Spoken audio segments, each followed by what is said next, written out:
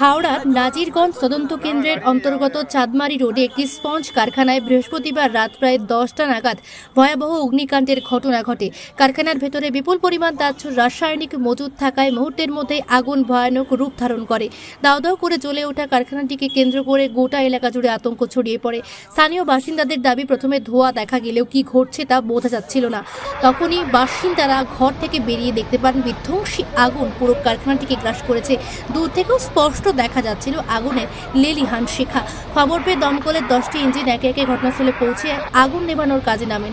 কারখানার পাশের খাল থেকে পাম্পের সাহায্যে জল তুলে আগুন নিয়ন্ত্রণে আনার চেষ্টা চলে। দমকল কর্মীরা যুদ্ধকালীন তৎপরতায় আগুন নেভানোর চেষ্টায় নেমে প্রায় 3.5 ঘন্টা পর আগুনকে নিয়ন্ত্রণে আনতে সক্ষম হয়। ততক্ষণে সম্পূর্ণ ভস্মীভূত হয়ে যায় স্পঞ্জ কারখানাটি।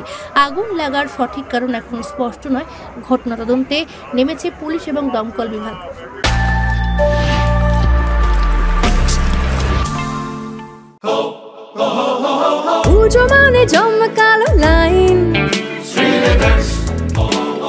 Dropbox lofa lufi ain Srileaders পেপারের ক্যাটালগে আঁকা Srileaders বাঙালির ইমোশনে মাখা Srileaders এ ভরসা কি উপায় জার্নি পায়ে পায় পৌঁছে দেবে ঠিক ডেস্টিনেশন বিশ্বমান Srileaders কাটিদার Srileaders শ্রীলেদার্স হাওড়া ময়দান।